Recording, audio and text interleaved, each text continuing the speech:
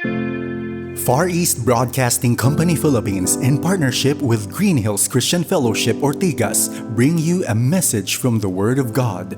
Together, let us know Christ and make Him known. Magandang hapon po sa inyong lahat. Welcome po sa Pananambahang Tagalog ng Green Hills Christian Fellowship Ortigas Center. Ako po si Pastor BJ Sebastian. Isang magandang hapon sa lahat ng nanonood sa YouTube at sa Facebook o yung nakikinig sa DZAS 702. Ngayon naman po, babasahin po natin ang salita ng Diyos na ating pag-aaralan sa hapong ito. Buksan po ninyo ang inyong mga Biblia sa Hebrews chapter 11 at babasahin po natin ang verses 4 to 7. By faith, Abel offered to God a more acceptable sacrifice than Cain, through which he was commended as righteous, God commending him by accepting his gifts. And through his faith, though he died, he still speaks. By faith, Enoch was taken up so that he should not see death, and he was not found, because God had taken him. Now before he was taken, he was commended as having pleased God. And without faith, it is impossible to please him. For whoever would draw near to God must believe that he exists and that he rewards those who seek him. By faith, Noah, being warned by God concerning events as yet unseen, in reverent fear, constructed an ark for the saving of his household. By this, he condemned the world and became an heir of the righteousness that comes by faith. Pagpalain nawa ng Panginoon ang kanyang salita sa ating mga puso't isipan sa hapong ito. Ngayon naman po ay dadakaw tayo sa ating pag-aaral ng salita ng Diyos, mga mensahe sa aklat ng Hebreo, ang kadakilaan ni Kristo at ng Kristyanismo. Ang title po ng ating mensahe ngayong hapong ito ay ang pananampalatayang nagliligtas. Ang pananampalatayang nagliligtas. Alam niyo mga kapatid, sa mga nagdaan ng mga communion service natin, tayo po ay nagko-concentrate dito sa aklat ng Hebreo sapagkat ito po ay sinulat para doon sa mga bagong Kristiyano na galing po sa Jewish faith. At ito po ay sinulat ng may akda upang sila ay hikayatin na magpatuloy sa kanilang pananampalataya kay Kristo at huwag matukso na manumbalik sa kanilang dating pananampalataya. Nakarating na po tayo dun sa punto na napag-usapan na ng may akda ang kadakilaan at ang kahigitan ni Kristo kumpara sa kanilang Judaismo na relihiyon. Masigit siya kay Moises, masigit siya sa mga anghel, masigit siya kay Josue, masigit siyang pari at siya ang tagapamagitan ng mas higit na bagong tipan. So pagkatapos ng lahat ng yon ay inumpisahan niyang ituro sa kanila ang pananampalatayang nakapagliligtas. Nag-umpisa po ang tema actually ng mensahe sa Hebrews 10:38 na siyang nagsasabi, "But my righteous one shall live by faith. And if he shrinks back, my soul has no pleasure in him." Yun po ay isang quotation mula sa Habakkuk chapter 2 verse 4. Ang tinutukoy ng kabanata na to ay ang mga halimbawa ng nakaliligtas na pananampalataya mula sa lumang tipan sapagkat nung panahon na sinulat ito ng may akda ng Hebreo, ang kanilang Biblia noon ay yung lumang tipan pa lang. Ang tinutukoy ng teksto ay ang pananampalataya ng mga pasimuno ng sangkatauhan, yung sinasabi nilang heroes of faith in the antediluvian period, yung bago po yung malawak na baha, no? So ang mga taong ating pag-aaralan o ang pananampalataya ng mga taong ating pag-aaralan ay yung pananampalataya ng mga pasimuno nung naunang panahon. Pinapakita ng may akda ng aklat ng Hebreo sa mga natutuksong bumalik sa relihiyon na ayon sa gawa, na noong una pa man, nung panahon pa ni Abel, ni Enoch, tsaka ni Noah, noong una pa man, pananampalataya sa Diyos ang nakapagliligtas at hindi yung gawa at hindi yung pagsunod sa mga ritual at hindi yung pagsunod sa mga sakramento. Pinatunayan na niya na si Kristo Jesus ang mas dakila kaysa sa mga ito at ang pananambahan o ang pananampalataya sa Kanya ang siyang magliligtas sa lahat sa atin. Kaya ang mga halimbawang tinutukoy niya rito ay sila Abel, sila Enoch at si Noah. 3 karakter po ang ating makikita. At ang bawat isa ay magbibigay ng isang paglalarawan sa atin o isang halimbawa kung ano ang nakapagliligtas na pananampalataya. So una, nakaliligtas na pananambahan sa Diyos. Yan po ang pananampalataya ni Abel. No? That's verse 4. Ang sabi ng verse 4, by faith, Abel offered to God a more acceptable sacrifice than Cain. Makikita po natin dito na nag-alay si Abel ng kaloob na ayon sa kaparaanang ibinigay ng Diyos. Ayon sa kaparaanan ng Diyos at hindi sa iba pang kaparaanan. Ganun po ang kanyang pag-aalay. Makikita po natin yung kwento sa Genesis chapter 4 verses 3 to 8. So kung meron po kayong Biblia, ibuksan nyo sa Genesis chapter 4 verses 3 to 8 at titignan natin kung ano nangyari noon. Makikita natin doon na mayroong kaparaanan ng pananambahan na itinaguyod ng Diyos upang makalapit ang tao sa Kanya. Maalala niyo sa Genesis chapter 3, nahulog po ang tao. Natukso po si Eva, natukso si Adan, kanilang kinain yung prutas na hindi nila dapat kainin. At dahil doon sila ay nangahiya at nagtago sa Diyos. Naputol po yung kanilang magandang kaugnayan sa Diyos. At dahil doon, matatandaan ninyo na sila ay binalot ng Diyos ng balat ng mga hayop upang matakpan ang kanilang kahubaran at ang kanilang kahihiyan. Pagkatapos po noon, natitiyak ko po na gumawa ng kaparaanan, itinakda ng Diyos ang kaparaanan kung paano makalalapit sila sa Diyos kahit na sila ay makasalanan na. At yun ay hindi nalalayo dun sa kanyang ginawa upang balutin sila ng balat ng isang hayop na pinaslang ng ating Panginoon upang sila ay mabalutan sa kanilang kahihiyan. Sabi dun sa verse 3 ng Genesis 4, in the course of time, Cain brought to the Lord an offering of the fruit of the ground, and Abel also brought of the firstborn of his flock and of their fat portions. So sabi dito, in the course of time.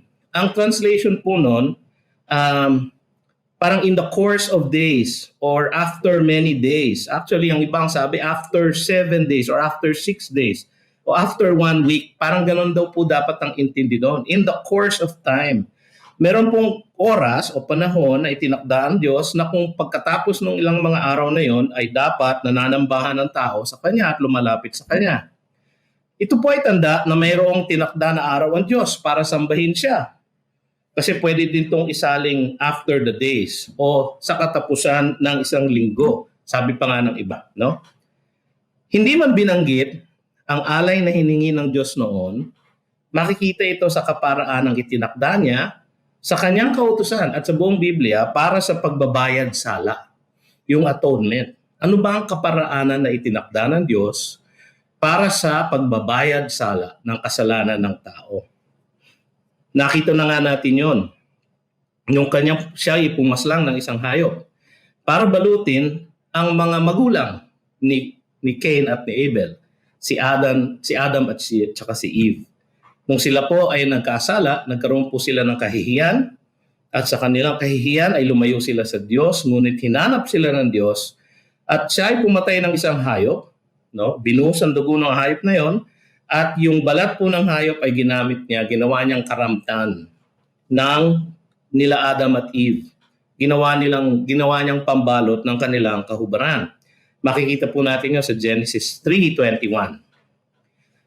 Tapos kung titignan niyo po ang kasaysayan sa scripture, ang pag-alay ng Diyos, ang pag-alay ng dugo ng hayop para sa mga alay para sa kasalanan, no? Sa Leviticus 17:11, ang sabi doon kay Moises, for the life of the flesh is in the blood, and I have given it for you on the altar to make atonement for your souls. For it is the blood that makes atonement by the life. So, inumpisahan po ng Diyos dun sa pagbabalot ni Adam at ni Eve nung sila ay magkasala. At nung kanyang itinaguyod ang kanyang batas, binigay niya sa Israel, makikita din po yung ganong kaparaanan ng Diyos. Kung paano binabayaran ang sala ng tao para ang tao ay makalapit sa Diyos.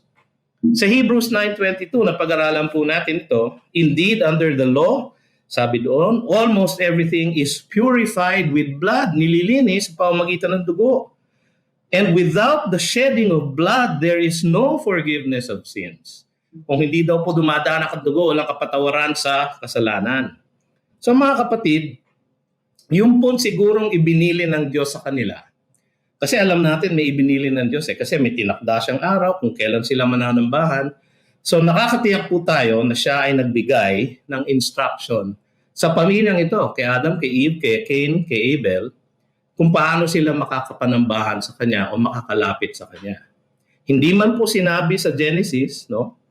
Makikita po natin o maaninag natin sa kasaysayan ng kanyang pakikitungo sa tao na ang pagbabayad sala sa kasalanan ay nagagawa lamang sa pagdanak ng dugo ng isang hayop. No?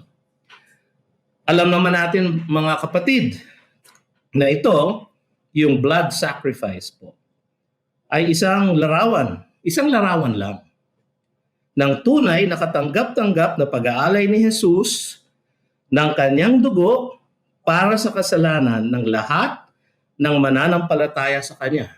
Kasama po doon si Adam at si Eve, si Abel, at lahat ng nanampalataya kay Jesus. Sa kanilang paglapit sa Diyos sa pamamagitan ng pagdanak ng dugo ng isang hayop, ay inilalarawan nila, o hindi man din na alam, inilalarawan nila ang final at ang pinakaganap na pagdanak ng Diyos, ng kordero ng Diyos, upang tanggalin ang kasalanan ng buong sanlibutan. So sapagkat sila po ay lumapit sa ganoong kaparaanan, ang kanilang pananampalataya ay nakasandig sa paraan na itinakda ng Diyos, hindi sa paraan na kanilang tinakda o na kanilang gusto, kundi sa kaparaanan na itinakda ng Diyos. Sa Ephesians 1:7, ang sabi doon, in Him we have redemption through His blood, the forgiveness of our trespasses according to the riches of His grace. Sa 1 Peter chapter 1 verses 18 to 19, knowing that you were ransomed from the futile ways inherited from your forefathers, not with perishable things such as silver or gold, but with the precious blood of Christ, like that of a lamb without blemish or spot. So yung pong image ng blood sacrifice, mula pa sa umpisa, sa panahon nila Abel, hanggang sa panahon ng Panginoon ni Kristo, Jesucristo, hanggang sa ating kapanahunan, yung pa rin mga kapatid, ang ating pagbabayad sala para sa ating kasalanan. May alay sa Diyos, nakatanggap-tanggap at meron namang hindi. Makikita natin ito dun sa pagpapatuloy ng verse 4. And the Lord had regard for Abel and his offering, but for Cain and his offering he had no regard. Sabi sa Genesis 4:4 and 5. Nasabi niya ang Panginoon kay Cain sa Genesis 4:7, if you do well, will you not be accepted? So ang implikasyon po noon, alam ni Cain, sinabi ng Diyos sa kanya, kung ano ibig sabihin ng you will do well. Ang ibig sabihin noon ay kung susunod ka. So hindi niya pwedeng isumbat yung kay Cain kung wala siyang binigay na instruction kung paano yung to do well. No? So ang pag-aalay ni Abel ay ayon sa itinaktang paraan ng Diyos. Siguro na ikwento ng kanilang mga magulang kung paano sila binalot ng balat ng hayop na pinatay ng Panginoon upang sila ay matakpan ang kanilang kahihiyan at kahubaran. At dahil doon, ganon ang parang naitakda ng Diyos sa kaparaanan para manambahan sila sa Diyos ng may pananampalataya. Sinunod ni Abel yung kaparaanan na yon, yung pag-alay ni Cain ay ayon sa sarili niyang kagustuhan at kaparaanan. Hindi natin alam kung ano talaga inalay niya. Siguro mga prutas, mga gulay. At makikita nyo naman sa buong scripture na yon ay hindi katanggap-tanggap na pagbabayad sala para sa kasalanan. Hindi siya sin offering. Sa Sa Old Testament, sa Exodus, sa Leviticus, makikita nyo rin as a peace offering, no? Pero never as a sin offering. Yun lang pong pag-aalay ng dugo ng isang hayop ang tinatanggap ng Panginoon na pagbabayad sala sa kasalanan. So natitiyak po natin, makatitiyak po tayo, na dahil sinabi ng Diyos kay Cain, if you do well, you will not be accepted. So alam po natin, alam ni Cain kung ano ang tamang paraan, what it is to do well. Alam ni Cain, pero hindi niya po ginawa. Ang kanya pong inalay ay yung sarili niyang kaparaanan ng pananambahan siguro. Yung pong pag-aalay ng kanyang produce, ng kanyang mga gulay, mga prutas. Ngunit hindi po yon ang itinakdang paraan ng Diyos. Mari nating sabihin na yung kaparaanan ni Cain ay kaparaanan ng lahat ng ibang relihiyon sa buong mundo, hindi ba? Marami pong lumalapit sa Diyos, ngunit sa kanilang sariling kaparaanan. At hindi sa paniniwala sa kaparaanan na ibinigay ng Diyos para sa atin, at yun ay ang pagkamatay ng kanyang bugtong na anak, pananampalataya sa kanyang bugtong na anak, upang ang kamatayang kanyang dinala sa krus ay maging atin, at ang katuwiran na kanyang ibinuhay sa lupa ay maging atin din. Yun po ang kaparaanan ng Diyos. Si Cain po, sa kanyang pag-aalay ng maling alay, hindi po niya sinunod ang kaparaanan ng Diyos. Ang sabi po sa ating teksto, para kay Abel, through which he was commended as righteous, God commending him by accepting his gifts. Tinanggap po ng Diyos na matuwid si Abel. Nagkamit si Abel ng katuwiran at ng kaligtasan dahil sa kanyang pananampalataya sa kaparaanan ng pagbabayad sala na itinakda ng Diyos, ang pagdanak ng dugo. Sa 1 John chapter 3 verse 12, alam natin na si Abel ay considered righteous. Sabi ni John, we should not be like Cain, who was of the evil one and murdered his brother. And why did he murder him? Because his own deeds were evil and his brothers righteous. Ang tinutukoy po doon ni John ay yung pag-aalay na mali ni Cain at yung pag-aalay na tama ni Abel. Ang ating Panginoon mismo sa Matthew 23:35, nabanggit si Abel. Sabi niya, so that on you may come all the righteous blood shed on earth, from the blood of righteous Abel to the blood of Zechariah the son of Barachiah, whom you murdered between the sanctuary and the altar. Matthew 23:35. Nung pinupulaan niya po ang mga Pariseo dahil sa kanilang relihiyon ng mga gawa, tinawag niyang righteous si Abel dahil siya po ay nanampalataya doon sa paraan ng pagbabayad sala na itinakda ng Diyos at hindi doon sa gawa ng relihiyon. Sapagkat alam niyo mga kapatid, hindi naman yung alay ni Abel mismo na mga tupa ang may bisa para sa pagbabayad ng kanyang sala.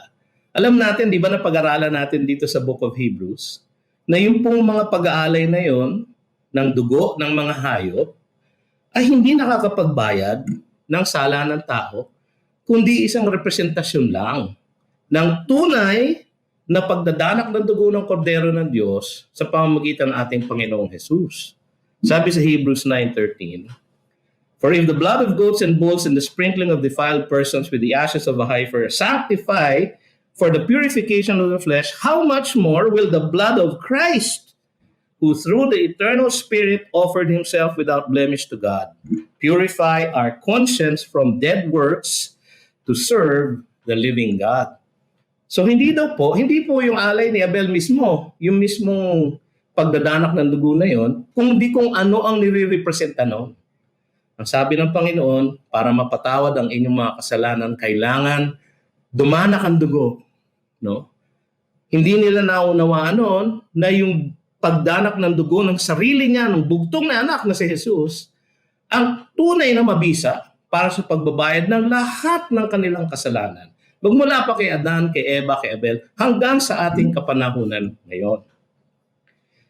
Yung pong ganap na pag-aalay ni Jesus ang tunay na mabisa para sa kasalanan ng lahat ng mananampalataya sa Kanya. Sa Hebrews 9:14, yun po ang sinabi dito. Sa 1 John 1:7, sabi doon, "But if we walk in the light as He is in the light, we have fellowship with one another, and the blood of Jesus, His Son, cleanses us from all sin." Ang dugo ni Kristo Jesus na Kanyang ibinuho sa Kalbaryo, ang siyang maglilinis sa lahat ng ating mga pagkakasala sa Kanya. Tapos ang sabi sa ating teksto, "And through His faith," yung faith ni Abel, "and through His faith, though he died, he still speaks."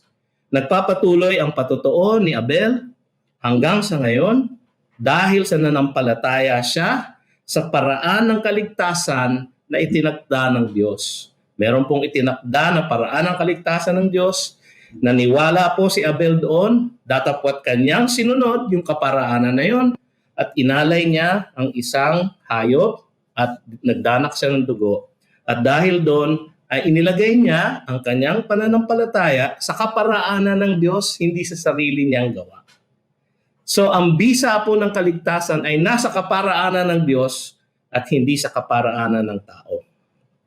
Ang pananampalatayang nakaliligtas ay nakasandig sa tamang kaparaanan ng paglapit at pananambahan sa Diyos. Ang pananampalataya kay Kristo na namatay para sa kabayaran ng ating mga kasalanan. Yan po ang tamang kaparaanan ng paglapit at pananambahan sa Diyos, na siya namang ginawang halimbawa ni Abel para sa atin. Kaya hanggang sa panahon na ngayon, si Abel po ay nangungusap pa rin sa atin ngayon at nagpapatotoo sa bisa ng pagliligtas kay Kristo Jesus. So mga kapatid, alam niyo po, si Adam at si Eve, hindi po nila kailangan ng pananampalataya sapagkat nakita nila ang Diyos eh. Nakaulayaw nila ang Diyos, nakausap nila ang Diyos, nakita nila ang Diyos. So hindi nila kailangan mag-exercise ng paniniwala o pananampalataya. Ngunit si Abel at si Cain, hindi po nila nakita ang Diyos. Sila po ang unang mga tao na nangailangan gumamit ng pananampalataya upang makita ang Diyos. Si Cain po hindi nanampalataya. Si Abel nanampalataya at siya ang naligtas. Siya po ang unang-unang tao na naligtas sa pamamagitan ng pananampalataya sa kaparaanan ng kaligtasan ng Diyos at hindi sa kaparaanan ng paggawa ng tao. Siya po ang una. Pangalawa, makikita natin ang nakaliligtas na paglakad sa Diyos. Ito naman ang pananampalataya ni Enoch, no? Verse 5. Ang sabi po sa ating teksto, "By faith, Enoch was taken up so that he should not see death. And he was not found because God had taken him."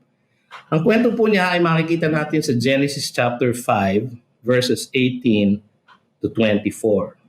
Makikita po natin doon, so buksan po natin ang ating Biblia doon, Genesis chapter 5, verse 18, hanggang sa verse 24 po yan. So may konti po tayong background. Si Enoch lang sa lahi ni Seth ang hindi nakaranas ng kamatayan. Pagkatapos pong mapatay ni Cain si Abel, so si Cain po ay lumayas, pinalayas ng Diyos, at dahil po roon, si Adam at si Eve ay wala na naman pong anak. Pagkatapos ng maraming panahon, sila ay nagkaroon ng anak na si Seth. Siya po, siguro po marami pong anak si Adam at si Eve, sapagkat matagal po silang nabuhay. Si Adam po 900 plus years. So marami po silang anak, ngunit itong anak na ito, si Seth, ang nilagay sa scripture para matrace yung genealogy ni Adam. No? So si Enoch lang po, kung mapapansin po natin dun sa teksto, sa buong lahi ni Seth na napapaloob dito sa Genesis chapter 5, ang hindi nakaranas ng kamatayan. Mapapansin niyo po sa verse 18, nakagitna siya kay Jared. No? Sabi doon, when Jared had lived 162 years, he fathered Enoch. Tapos, pagkatapos ni Enoch mapanganak, nabuhay pa siya ng 800 years. So, Si Jared po, yung tatay ni Enoch, 962 years ang binuhay. Ang sumunod naman kay Enoch, makikita nyo sa verse 25, ay isang lalaki na si Methuselah, no? Na nung 187 years old po siya, saka naman ipinanganak si Lamech, at siya ay nabuhay ng 782 years, datapwat ang kanyang haba ng buhay ay 969 years. Ang pinakamahabang buhay po sa Biblia ay si Methuselah, anak ni Enoch. Ang pangalawang pinakamahaba po ay si Jared, tatay ni Enoch.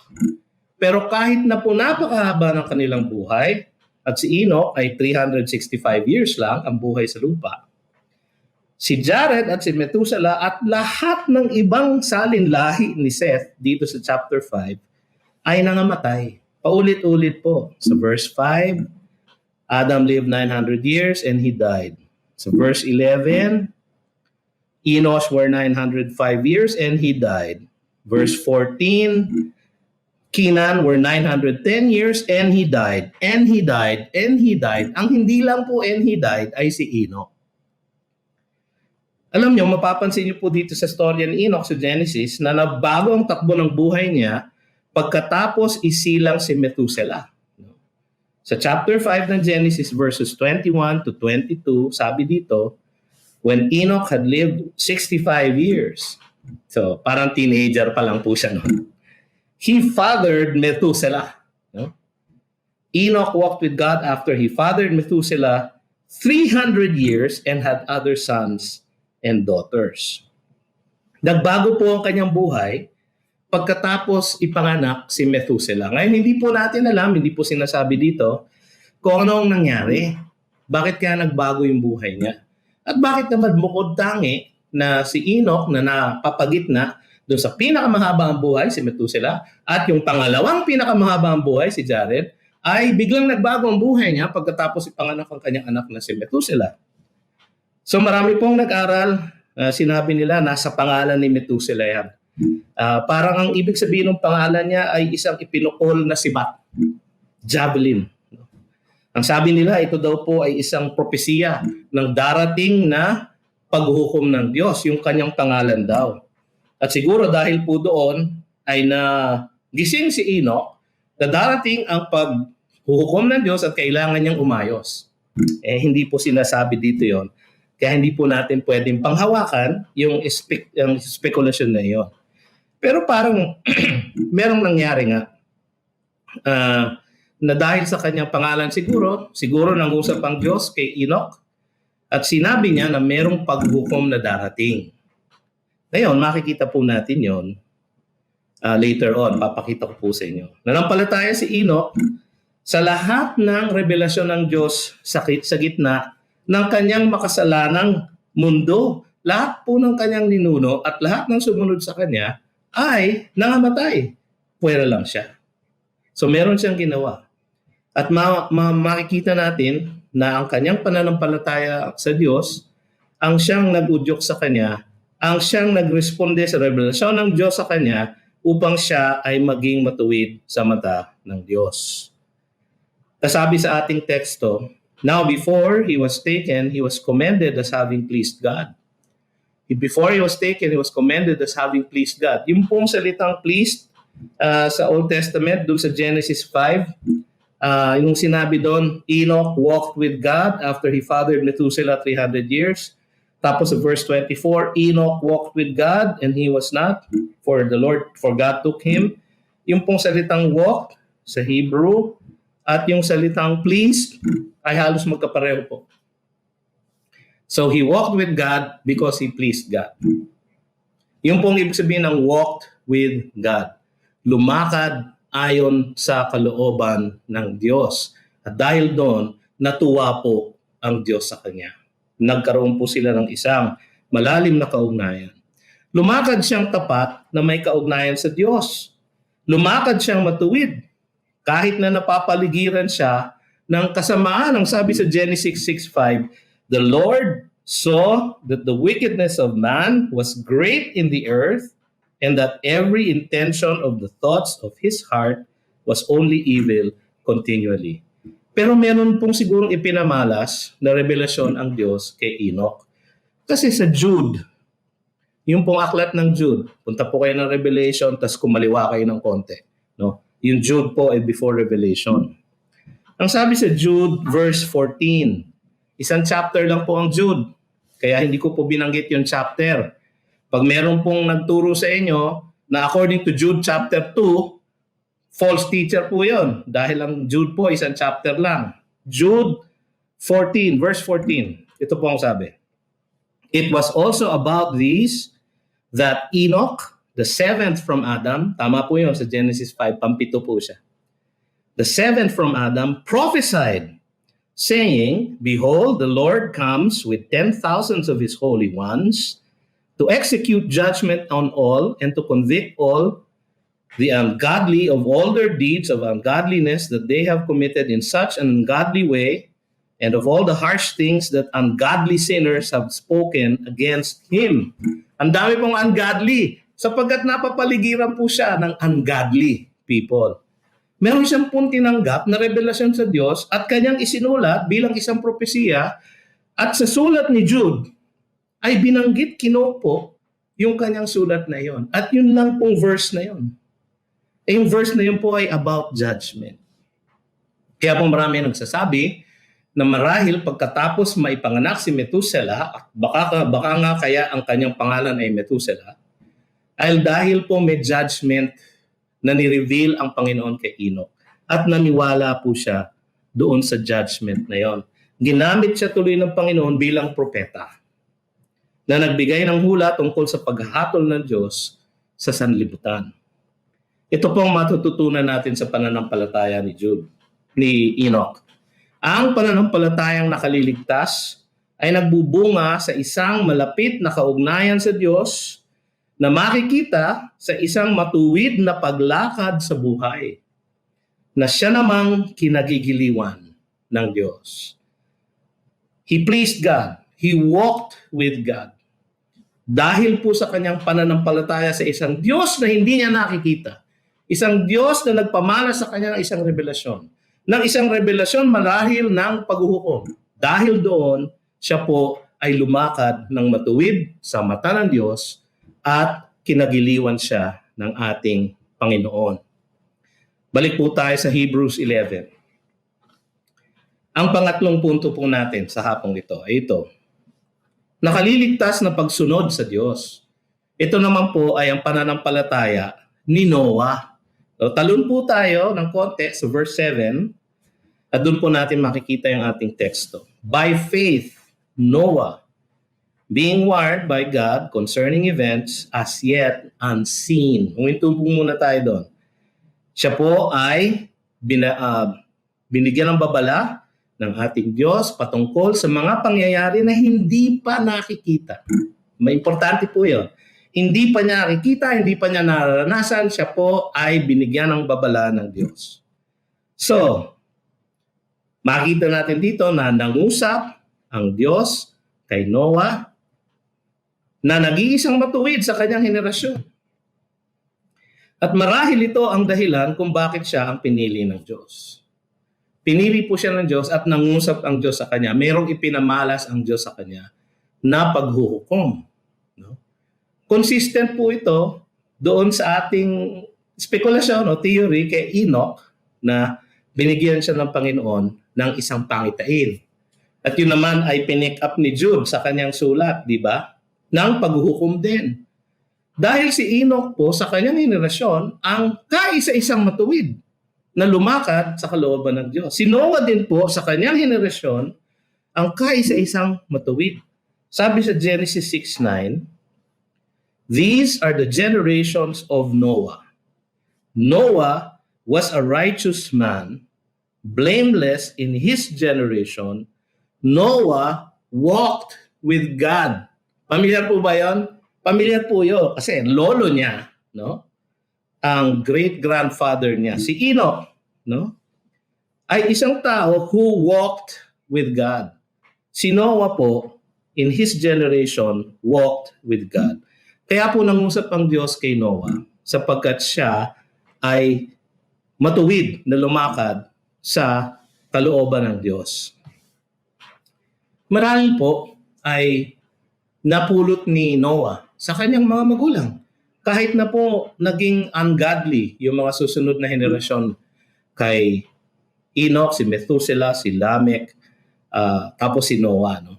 Kahit po na napapaligiran siya ng kasamaan, marahil po ay naipasa din sa kanya ang kwento ng lumalang ng langit at lupa, ang Diyos. At ang kanyang mga, yung kanyang kautusan o kalooban patungkol sa paglakad ng matuwid. At natitiyak ko na ang una sa lahat ay kailangan maniwala si Noah sa isang Diyos na hindi niya nakikita. So, yan po ang ating definition ng righteous dito sa chapter na ito. Siya po ay righteous by faith, hindi pa po? Hebrews 10:38, Habakkuk 2:4. He was righteous by faith. My righteous one shall live by faith. Yun po ang tema nitong kabanatang ito. So, pwede natin i-assume na ang kanyang righteousness ay dahil sa kanyang pananampalataya. Yun din naman ang sasabihin ng text natin maya-maya. So, nabuhay si Noah sa gitna ng isang makasalanang mundo. Nangusap ang Diyos kay Noah tungkol sa paghuhukom na gagawin niya sa buong mundo na hindi pa nangyayari kahit kailan. Sinabi niya sa Genesis 6:13, I have determined to make an end of all flesh, for the earth is filled with violence through them. Behold, I will destroy them with the earth. Hindi pa kailan nangyayari ang paghuhukom ng Diyos. Ngunit ito ay isa sa mga bagay na pinakita ng Diyos kay Noah. Pangalawa po, nagbigay ng utos ang Diyos na gumawa si Noah ng arko. No? Isang kahon actually. Ang image natin kasi nung ark ay isang vapor. Parang sa malaking bangka. Hindi po. No? Ang arko po ay isang kahon. Yung salita para sa ark or arko sa Genesis, ginamit lamang po yung salitang yon sa isang one other verse sa Exodus chapter 1. At yon ay yung basket na pinaglagyan ni Moses. Same word, ark, ginamit dun sa basket na kinalagyan ni Moises. Si Noah at si Moises, parehong naging tagapagligtas ng mundo. Hindi ba? No. Pareho ang arko na kanilang kinalagyan. At parehong sa tubig sila pinalutang. So mga kapatid, hindi po vapor ang pinagawa ng Diyos. Ang pinagawa niya ay isang malaking kahon para sa mga pangyayaring hindi para kailanman naranasan ni Noah. Una sa lahat, sabi niya, bubuhos ang ulan. Genesis 7:4. Sabi ni God kay Noah, for in 7 days, I will send rain on the earth, 40 days and 40 nights. And every living thing that I have made, I will blow out from the face of the ground. Rain, sabi ni God. Itong ulan na ito ay marahil hindi pa nakikita rin ni Noah. Kasi alam nyo, merong isang verse sa Genesis 2 na nagsasabi sa atin na parang hindi pa umuulan nung panahon na iyon. Genesis chapter 2, verses 5 and 6. When no bush of the field was yet in the land, wala pa daw mga halaman, when no small plant of the field had yet sprung up, tapos merong parenthesis, for the Lord God had not caused it to rain on the land, and there was no man to work the ground, and a mist was going up from the land and was watering the whole face of the ground. Wala pong ulan pa, meron parang mist, no, na nagdidilig. Parang may sprinkler system sa hangin na nagdidilig ng lahat ng halaman. So, maaari po na nung sinabi ng Diyos kay Noah, no, na uulan ng 40 days, 40 nights, hindi pa niya alam kung ano yung ulan. Pangalawa, sinabi sa kanya, ang pagbaha ng tubig na pupuksa sa lahat ng bahay. Baha. Genesis 3:17. No? Sinabi sa kanya na babahain niya ang buong mundo at ganyan niya ipupuksa ang lahat ng may kasalanan. Alam niyo mga kapatid, hindi pa po nakakakita ng baha si Noah. Kasi nga, hindi pa siya nakakakita ng ulan marahil. No? At yung kanyang kinalalagyan ay nasa isang ilang na lugar na wala namang malapit na dagat o lawa man. Yun po ang pag-aaral ng mga komentarista. Nasa gitna po siya, landlocked na area. So wala siyang nakikitang dagat, wala siyang nararasang ulan, hindi pa siya nakakakita ng baha. Ngunit ang sabi ng Diyos sa kanya, babahain ko ang buong mundo at gumawa ka ng arko. Yung kung arko pong yun, ang sabi nila 120 years daw niya pong ginawa. Marahil po hindi po ganun katagal. Pero napakalaki pong arko yun no? So siya lang po at ang kanyang pamilyang gumawa. So marahil ay siguro inabot sila ng 50 years, 60 years, siguro 70 years. Pero the rest of the 120 years na palugit ng Diyos bago pinadala ang paghuhukom, si Noah po ay araw-araw nagpipreach at humihiling sa mga kasama niya, mga kapitbahay niya, na pumayag na pumasok sa arkong kanyang ginawa sapagkat may darating na unos, may darating na baha, may darating na ulan na hindi pa nila lahat nakikita. Nakikita niyo ba kung gaano kahirap ang sitwasyon ni Noah? Ganun po ang kanyang sitwasyon, ngunit siya ay nanampalataya pa rin sa Diyos. Sabi kasi doon sa ating teksto, Hebrews 11, in reverent fear, sabi dito, constructed an ark for the saving of his household. Makikita natin dito na nanampalataya si Noah sa salita ng Diyos na may pagsunod. Yung kanyang pananampalataya may pagsunod. At ang kanyang pananalig sa Diyos ang nagligtas sa kanyang sambahayan. Sabi sa Genesis 6:22, Noah did this, he did all that God commanded him. Kahit na marami siyang hindi naunawaan. Sabi sa Genesis 7:5, and Noah did all that the Lord had commanded him. Ang kanyang paniniwala sa sinabi sa kanya ng Diyos ay kanyang pinanampalatayanan at sumunod siya. Iba po yung nagsasabi, nananampalataya ko. Okay yan, naniniwala ako din. Pero hanggang sa gumawa ka ng isang arko sa gitna ng ilang dahil babaha at uulan at hindi ka pa nakakakita ng ganon, yung po ang pananampalataya ni Noah. Hindi po niya nakikita, ngunit siya ay naniwala. Isang halimbawa ito ng pananalig na may bunga na pagsunod sa mga kautusan ng Diyos. Sabi ng 1 John 2:3, and by this we know that we have come to know Him. Alam natin na tayo ligtas o tayo nakakakilala sa Diyos if we keep His commandments. Obedience po ang sign ng nakapagliligtas na pananampalataya. Isang larawan ito ng pagkatakot sa Diyos na may masunuring pagmamahal sa Kanya. No? Pagkatakot ni sabi dito, in reverent fear, ang ibig po sabihin noon ay siya ay may takot na hindi niya masunod ang Diyos. Yun po ang takot. Hindi siya takot sa Diyos, may takot siya na baka hindi matuwa ang Diyos sa Kanya. Dahil mahal niya po ang Diyos, pinanampalatayanan niya ang Diyos. Sa John 14:15, ang sabi ng ating Panginoon, if you love me, you will keep my commandments. Ang pagsunod po ay isang tanda ng nakaliligtas na pananampalataya. Kaya sa ating teksto, ang sumunod na bahagi, ang sinabi, by this, yung kanyang pagsunod ng mayroong pananampalataya, by this he condemned the world. Alam niyo, sabi sa, nagsilunod lahat ng hindi sumunod sa babala at pakiusap ng Diyos sa pamamagitan ni Moises.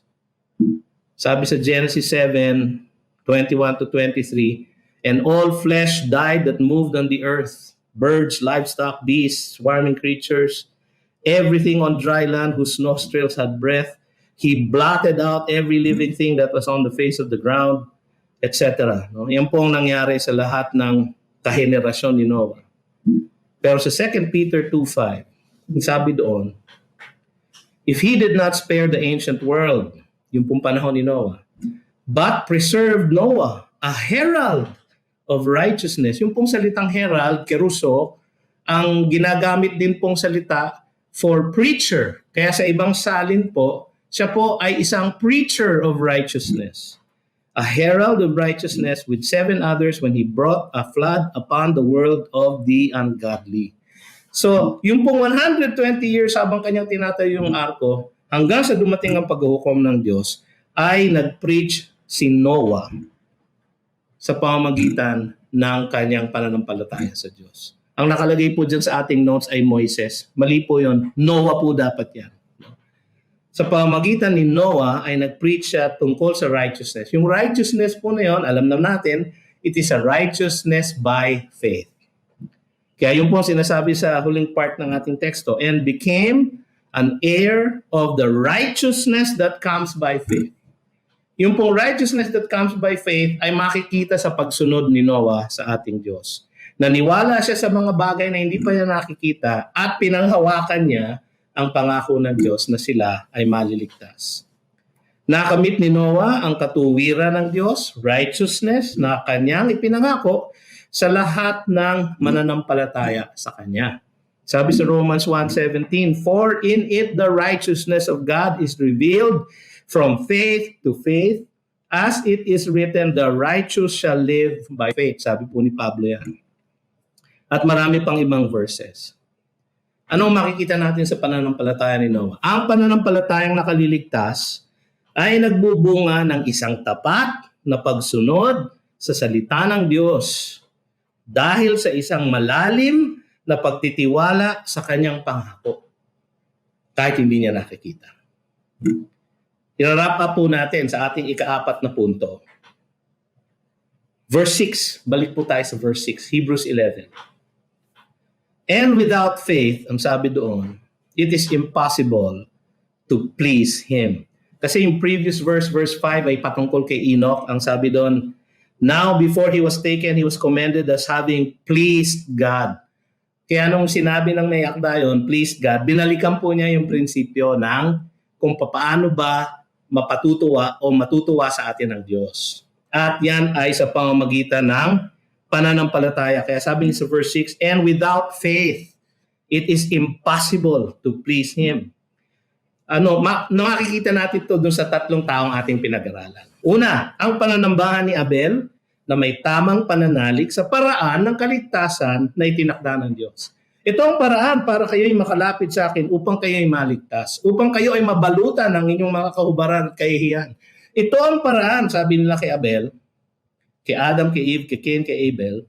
Ito ang paraan at nanambahan si Abel ayon sa tamang paraan ng kaligtasan na itinakda ng Diyos. Pangalawa, makikita natin kay Enoch ang paglakad ng matuwid ni Enoch na nagmula sa kanyang malapit na kaugnayan sa Diyos na kanyang pinaniniwalaan. And without faith, it's impossible to please God. Naniwala si Enoch sa Diyos. Siya ay nagkaroon ng malalim at malapit na kaugnayan sa Kanya at siya ay lumakad ng matuwid sa Kanyang harapan at dahil dito natuwa ang Panginoon sa Kanya. Sa sobrang tuwa ng Panginoon, sabi niya, total magkasama tayo araw-araw, umuwi ka na, sumama ka na sa aking tahanan. At doon tayo ay magkakaugnayan, magpakailanman. Napakaganda pong pangitain para sa bawat isa sa atin. Pangatlo, ang pagsunod na tapat ni Noah sa lahat ng iniutos sa kanya ng Diyos na kanyang pinanghawakan para sa kaligtasan ng kanyang sambahayan kahit na hindi niya nakikita. Ang Diyos, ang kanyang pangako, ang lahat ng sinabi ng Diyos, hindi pa niya nararanasan o nakikita. Ngunit siya ay nanalig sa pangakong kaligtasan ng Diyos. Dahil doon, he pleased God. Natuwa po ang Diyos sa kanya. At siya ay itinuring na matuwid. Ang paliwanag sa verse 6, for whoever would draw near to God must believe that He exists. Yung pong 3 lalaking ito, hindi nila nakita ang Diyos kailanman. Sila ay nakita nila ang Diyos sa pamamagitan ng kanilang pananampalataya sa Kanya. Ngunit, kanilang pinanampalatayanan ng lahat ng Kanyang revelasyon sa Kanya. Para kay Abel, ipinakita ng Diyos na ang pagbabalot ng kasalanan at kahihiyan ng kanyang magulang ay dahil sa pagdanak ng dugo. Para kay Enoch, ipinakita ng Diyos sa kanya ang paghuhukom na darating at isinulat nga niya at ito ay kinuot ni Jude. At pinanampalatayanan niya yun at dahil doon lumapad siya ng matuwid. Si Noah, hindi niya nakikita ang Hindi pa siya nakakita ng arko, hindi pa siya nakakita ng baha, hindi pa siya nakakakita marahil ng ulan. Ngunit pinanampalatayanan niya ang hindi niya nakikita at dahil dito, tinupad ng Diyos ang kanyang pangakong katuwiran kay Noah. Sapagkat yun ang huli. And that He rewards those who seek Him. He rewards those who seek Him. Ano po yung reward? Righteousness po ang reward. At dahil sila po ay righteous, sila po ay ligtas. Ginawa po silang o itinuring po silang o iginawad silang matuwid ng Diyos sa pamamagitan ng kanilang pananampalataya sa Kanya. At dahil doon sila ay naligtas. Sila po ay naligtas. Si Abel po ligtas sapagkat hanggang ngayon nangungusap pa rin siya sa atin. Si Enoch po ligtas sapagkat hindi siya namatay, siya ay lumakad papasok sa langit. Si Noah po niligtas sa arko.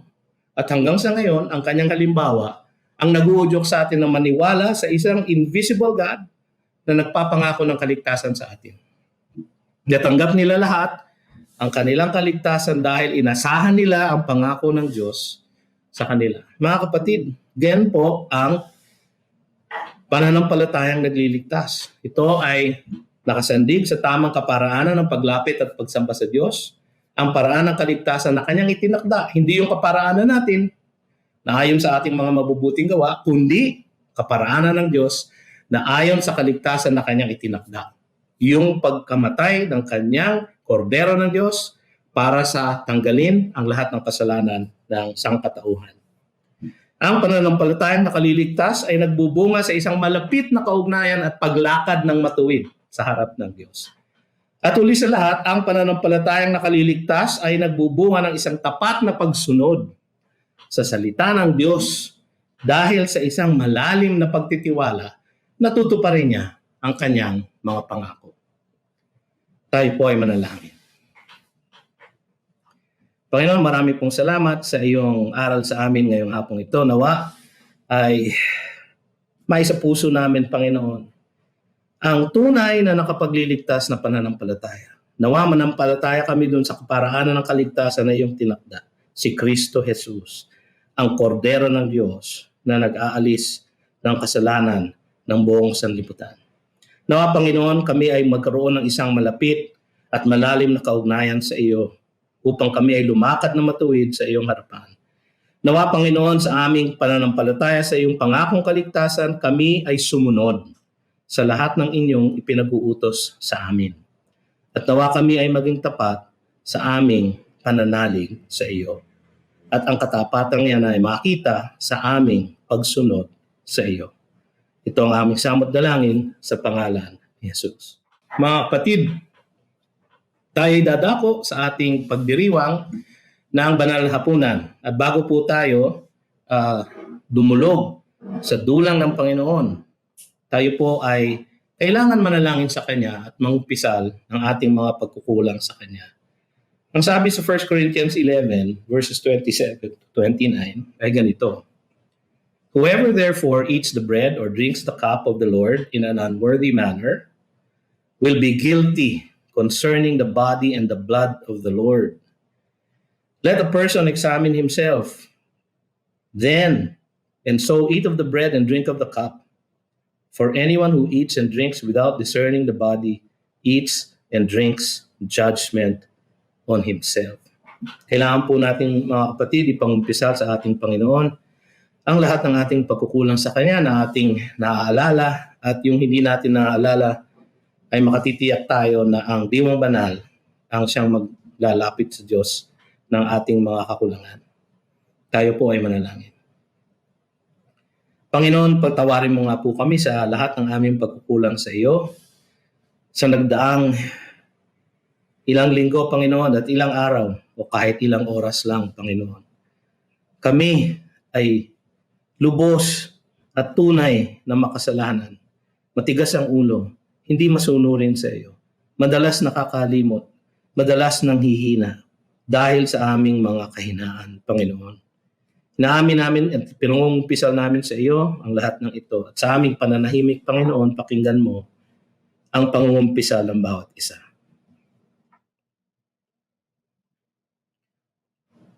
Panginoon, Tiyak namin na iyong pinakinggan ang aming mga pagdaing at pangungumpisal sa iyo. At iyon ang pinatawad ang aming mga kasalanan sa iyo. Sapagkat ito ay ginagawa mo dahil sa natapos ng gawain ni Jesus sa krus. Dahil sa kumpletong pagbabayad niya ng aming sala sa pamamagitan ng kanyang dalisay na dugo. Salamat, Panginoon, sa kapatawaran na nasa amin sa pamamagitan ni Kristo Jesus. Amen.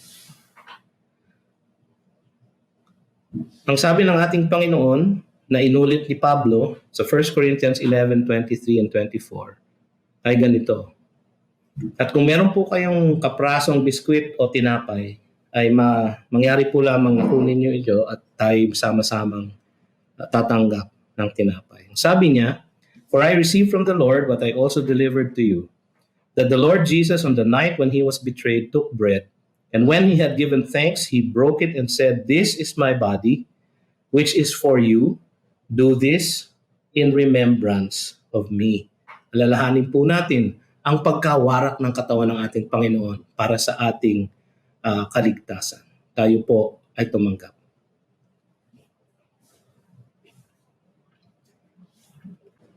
Kung meron po kayong konting juice o kahit tubig po, ay lagay nyo lang po sa isang kopa at sabay-sabay po tayong tumanggap. Sabi sa 1 Corinthians 11:25, "In the same way also, he took the cup after supper, saying, 'This cup is the new covenant in my blood. Do this as often as you drink it in remembrance of me.'"